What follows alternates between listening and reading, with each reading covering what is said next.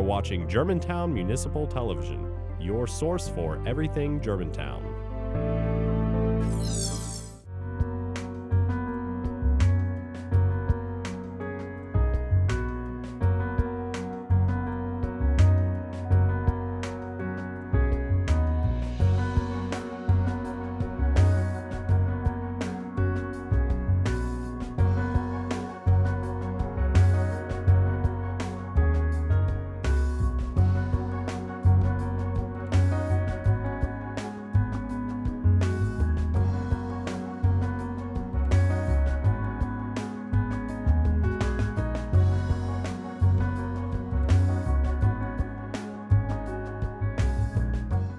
Welcome to Focus on Germantown.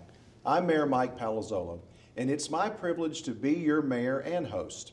Each month, the focus is on city government and how it provides services and works with you, our citizens, to make Germantown a great place to live.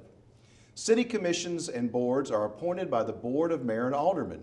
Commissions generally act in an advisory capacity to elected officials and city departments in planning, finance, recreation, education, development, beautification, transportation, personnel, and other areas. Here to discuss the importance of these commissions are City Administrator Patrick Lawton and Commission Member Daniel Dent. Also joining us today is Spence Ray of McNeill Commercial Real Estate. Spence is the developer behind the Thornwood project located at Germantown Road and Neshoba Road next to the Germantown Performing Arts Center. Spence is here to give folks an update on this exciting new development here in our city. But first, our citizen commissioners and board members share their intellectual capital and professional expertise in helping develop city programming and providing guidance with implementing city policy. Here to talk about the role of city commissions are Patrick Lawton and Daniel Dent. Thank you for joining me today, gentlemen. Mayor, thank you. Pleasure to be here. Daniel, always glad to have you. From what I understand, you're used to being over in this chair and hosting your show generally. So welcome as a guest today. Thanks. Being on this side is a little more intimidating. But We'll make it easy for you today. How about that? Patrick, let's talk a little bit about kind of the history of boards and commissions. We know that residents can apply for the commissions, and that occurs once a year. About how many commissions do we have? What's the process? And about how many do we have? Absolutely, Mayor. I think you did a great job in your introductory comments in summarizing the value and the importance of the commissions. But the commission application process begins in the fall of each year.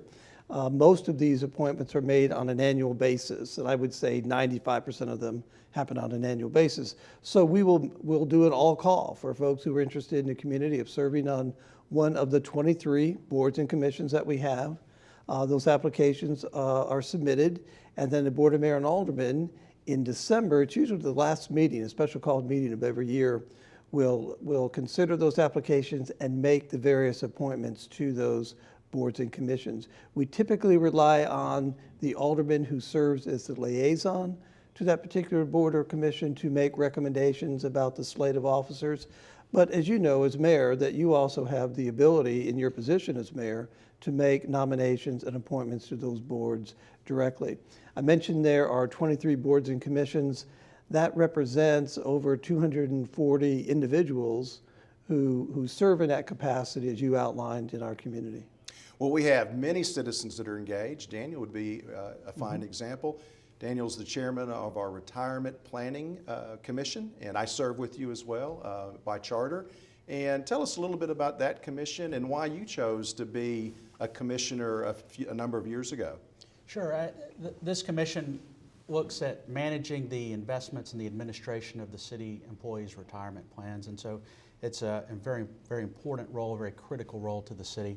And for me, it's just important to volunteer and serve and help the community in any way that I can. Working in finance and investments, insurance has been in my past work history for a long time.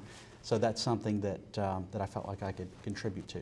You've served on other commissions as well? I have currently on the Industrial Development Board, and in the past the Neighborhood Preservation Commission as well. And you serve at the county level as well on a board. Which board is that? The Shelby County Retirement Board, yes, for the last 5 years or so. Mayor, if I could add to Daniel's comment, it's a great example. You mentioned the expertise that exists in our community. Having people like Daniel Dent serve on our Retirement Plan Advisory Commission, I serve on that as well, you do, but the level of expertise that he brings and his knowledge in terms of fact-checking, if you will, the work of our consultants in terms of the investment policies, it only serves the employees, to their advantage, and also the community in terms of making sure that the dollars that we have invested, tax dollars, are being used wisely. Well, and Patrick, elaborate a little bit about how are our commissions and boards structured. Some are mandated by the state, some are mandated by our charter, and some are ones that are formed over time. Give us a little bit of a feel for that. Well, there are four, Mayor, you had mentioned, that are grounded in state law. That would be the Planning Commission, the Board of Zoning Appeals, our Library Board, and the Industrial Development Board. So their basis is grounded in state statute. When the Board of Mayor and Aldermen chooses to have one of those boards and commissions in place, the four that I mentioned, we essentially codify what is already in state law, and we abide by those processes and procedures that are already identified in state law. However, in a number of other areas, you mentioned the Retirement Plan Administrative Committee, we feel that that's our advantage to have people involved with that. We have a Parks and Recreation Commission. What better way, because parks are such an important element of our community, to further have citizens involved in looking at policies and procedures that involve our Parks Department. So we have a number of commissions that are recommending bodies like that have that authority and responsibility. But then those four that I mentioned earlier, those are the ones that are grounded in state law, where we are fortunate that we have state statutes to back up their roles and responsibilities. Daniel, give us a little bit of a feel for the commission you serve on, retirement planning, some of the recommendations that body has made in the past, and give a little feel to our residents kind of what that body does for them and for our employees, really. Sure. Making sure, probably the biggest thing that the Retirement Plan Administration does is making sure that the investments are sound. Are we taking the appropriate amounts of risk and being conservative enough? And then also having an understanding of what the returns are, what the forecasted returns are, and how that will affect the city's budget in the future. Then, of course, the main thing is protecting our city employees and making sure that their retirement funds are invested in a fiscally sound manner. We talked a little bit about your role on the Industrial Development Board. Patrick, maybe explain a little bit of its roles and some of its recent activity.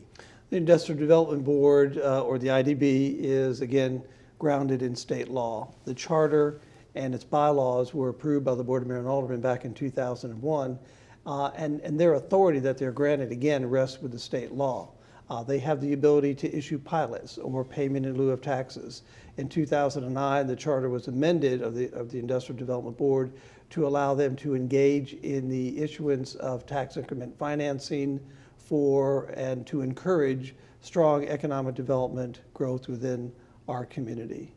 So they have a lot of authority and responsibility, but the work that the Industrial Development Board does, the other check and balance with that is recommendations on pilots. We have not engaged in tax increment financing yet, but all of those decisions, the check is back with the Board of Mayor and Aldermen. So the IDB may move forward with a strong recommendation and approval, but it's built into the charter that the ultimate decision lies with the Board of Mayor and Aldermen. And that is the case with all of our boards and commissions, that the Board of Mayor and Aldermen, the elected officials, have the final say. Well, we've got more to talk about. Matter of fact, we're going to keep you for another segment. When we come back, we will continue this conversation with Daniel and Patrick back after this.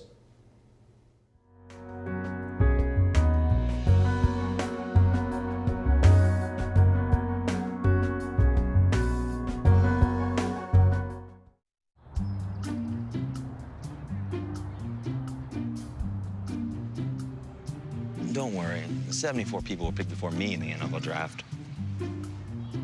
To fight childhood obesity, United Way and the NFL are helping kids play at least 60 minutes a day. Okay, time for the team obstacle course. Yay! What this place needs is more healthy kids. To get involved or donate, go to unitedway.org/play60. Now I get it. They'll test you.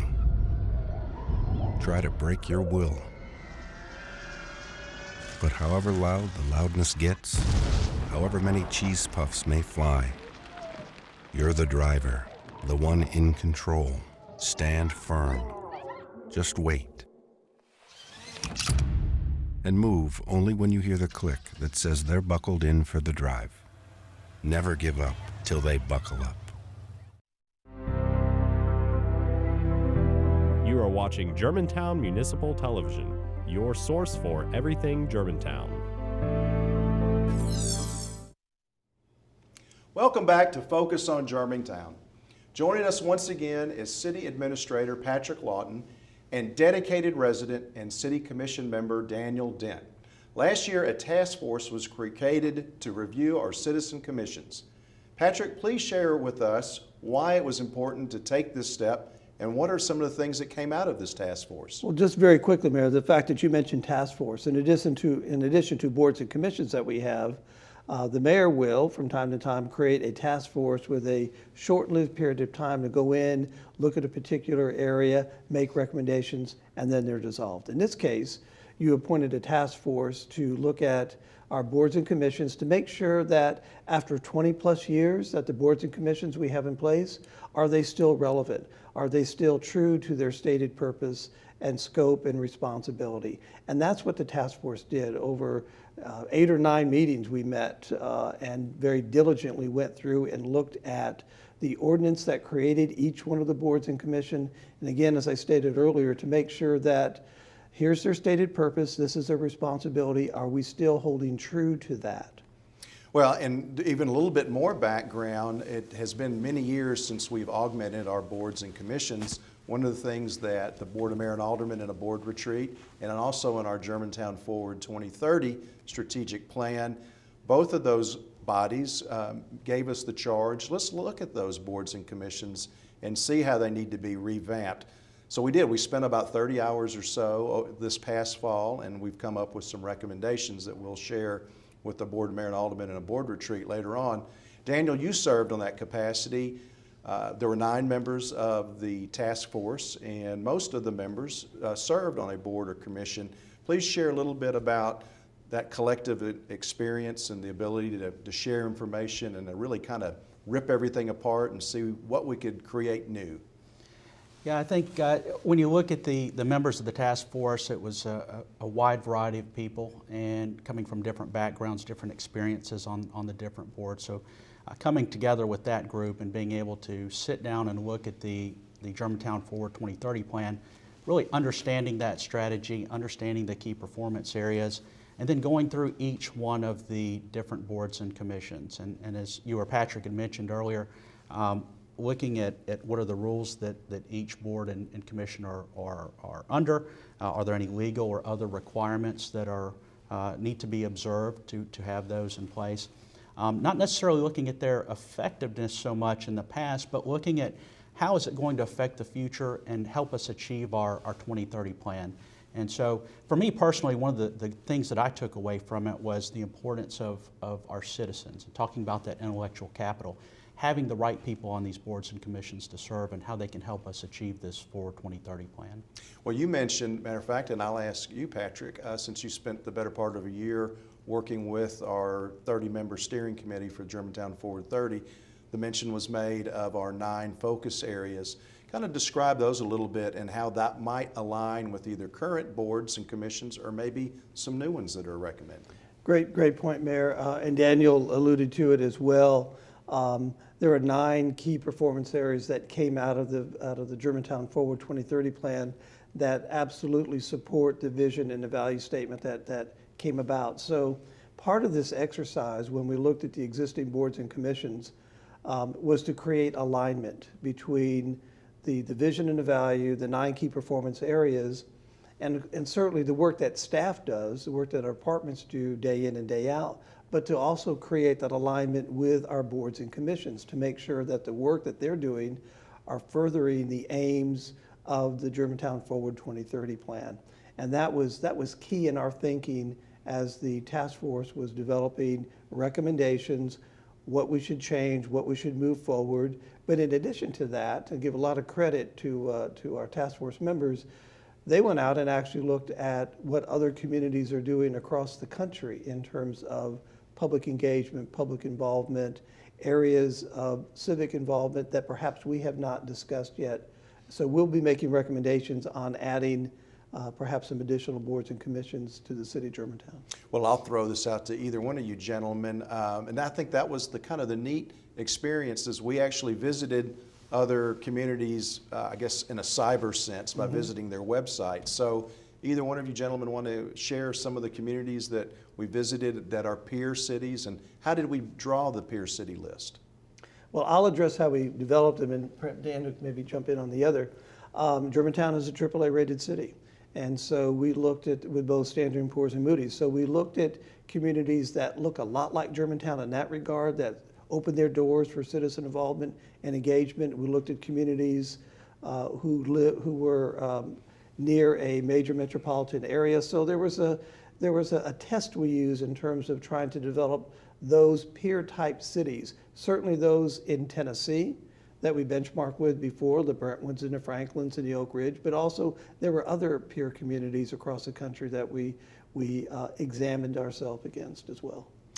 You would like to add? Yeah, I think some of the other, beyond the peer cities, looking at other large up-and-coming cities that are looked highly upon. So places like Austin, San Francisco, Portland, New York City, even places that are much larger than us, but still have some of the same issues and issues that we need to solve. And I think that the great part about that is we can take best practices from other places and use them here in Germantown. We have about 1 minute left. Patrick, I know we can't really announce any of the changes because it needs to go in front of our Board of Mayor and Aldermen at our board retreat in February. But if we can give a little bit of a, I guess maybe a little bit, whet the appetite. For instance, we have one of our key focus areas is natural resources. Right. And we have an environmental commission. How can those two either blend or one be eliminated, or maybe spend about 30, 40 seconds on that? Well, if you look at natural resources and the performance measurements and the strategic objectives associated with that, and then the role, Mayor, as you mentioned, of those particular commissions like City Beautification, like the Environmental Commission, their charge and their roles and responsibilities, they really start to tuck up nicely under what we're trying to achieve under the natural resources. Another one is public education. There are a number of things that we are involved with in public education, aside from having our own school system, where we can have a direct impact and incorporate additional citizen volunteers in that particular area as well. Great. Thank you so much, gentlemen. What a great conversation. We are fortunate to have so many citizens willing to give their time and talents to make our city an excellent place to live. We'll be back with Spence Ray to discuss a groundbreaking development here in Germantown in just a moment.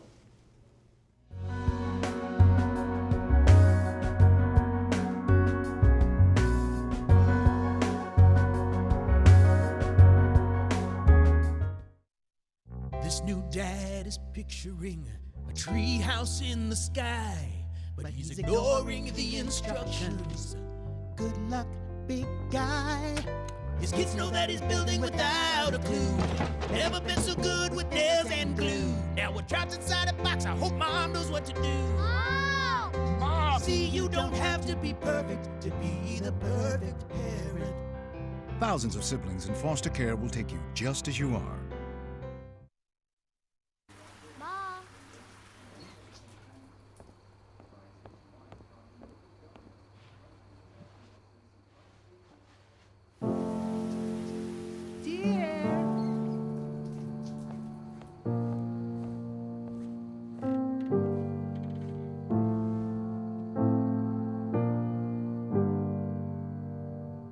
Visit aarp.org/caregiving for information on how to provide even better care for the person who wants to care of you.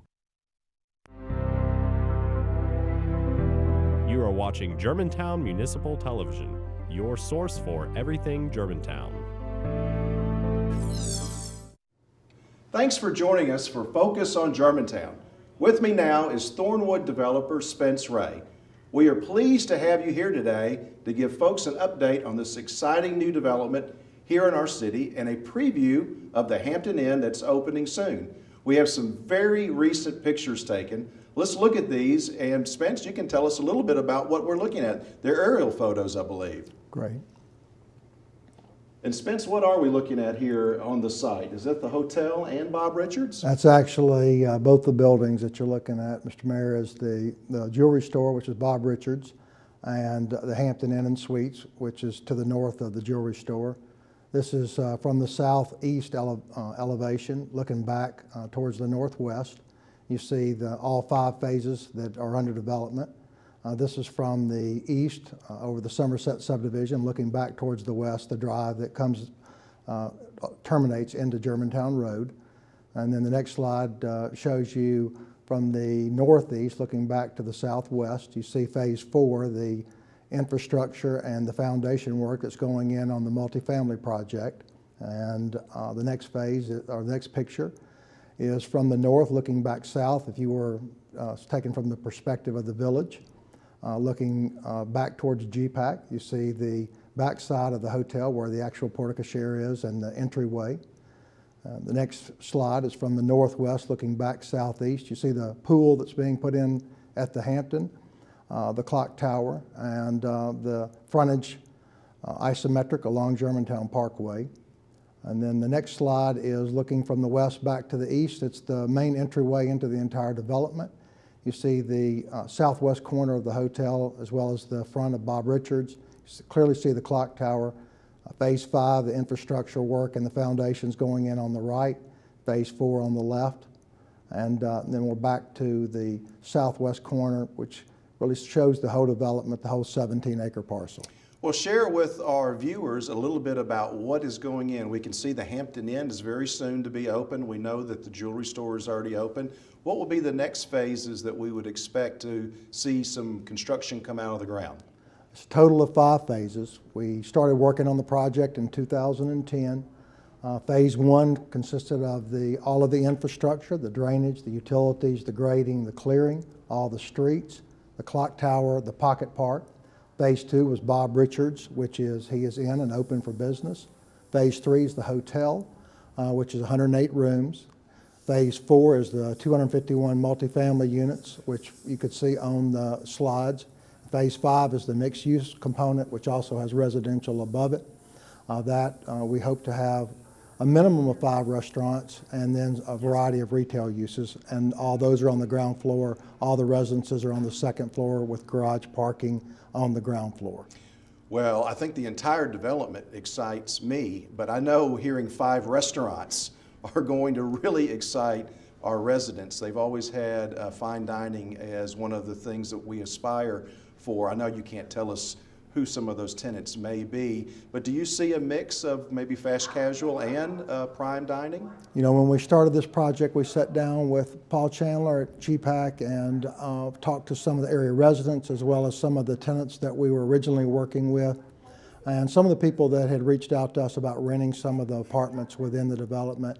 And a common theme that we heard across the board was that this project hopefully will be a continuation of the city center to the north, and will kind of tie in the village property with the city center. And that a missing component from a walkability standpoint was quality food uses and a mixture of food and restaurants. And so we believe that the people that are living there in the new Somerset subdivision as well, those people want to walk, they want to be able to have the ability to go somewhere and sit down and eat, and not just the same place every night, but to have the variety and as well as the convenience. I think we could do a whole show on some of your theories on mixed use. We've had conversations before. What really got you involved in mixed use? Your company was kind of more standard on commercial development, hotels, but you really kind of, I guess the switch went off and the light bulb went on.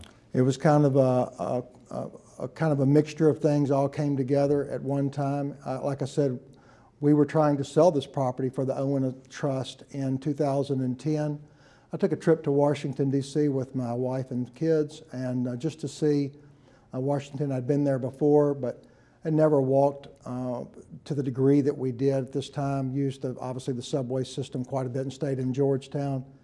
And just walking around our nation's capital, which is an exemplary example of urban planning, walkability. And I came back and I started looking at this property, and instead of trying to sell it, I wondered if there was a possibility that we could develop it. And so urban planning, as you know, it takes time. It is very atypical of suburban planning, that where you typically see a freestanding building, one story. And so it takes time and it takes patience. It takes getting the community on board as well as the city, the people in Germantown, the staff, the administration, the aldermen, the commissioners have just been so supportive and have just been encouraging from beginning to end. And I think that with everyone's input, the project has over time really become a kind of a platform to where we feel like it's in a good example, a healthy example of urban planning. You know, in 2010, that's the word holistic has been around for maybe 10, 15 years to where it's just used in so many contexts. But I think that this urban planning, this model, I think it's holistic. I think it's healthy for the community. I think it's something the community will look back on and say, you know what, I like living around it. I think it's a good thing to live next to. I like going there. I think it feels like it's a part of a city. It's not identified with a certain use or a certain tenant, but it's really a mixture of uses, and it's a place that everyone feels open and welcome to be a part of. Well, I can certainly tell you've got a lot of passion in this project. I think one part of the project that sometimes we forget about, and really got time for one more question, there's a residential component that you no longer own, but you developed that, and it's a nice buffer in a sense, and it abuts current residential. And that's Somerset, is it not? Yeah. It is. Somerset was an adjacent parcel to the east of Thornwood. It's 11 acres, owned by the Owens Trust, and it was, as part of the Smart Code planning, it was a step down from the Phase 5 of what Thornwood was. There's a small portion of Thornwood that's Phase 4, but it was Phase 4, and so as a part of that, it was really set up as a lower density but urban planning. And so where you typically might have 3 lots per acre in a city like Germantown in suburban planning, there's 43 lots on 11 acres. We developed the entire subdivision and then sold the lots to one builder, New Regency Homes. As I understand it, more than half of those lots are sold and under construction. The housing values that are there are well in excess of $100,000 of what we ever thought they would be. So that gives you kind of an idea of the demand and the quality of homes that are being built there. Wow, Spence, I wish we had more time to continue this discussion. It's an exciting project, very much so. I'd like to thank all of my guests for being here, and thank you for taking the time to focus on Germantown. If you'd like more information about this or any other show on Germantown Municipal Television, please visit www.gmtvonline.org. We'll see you when Focus on Germantown returns next month.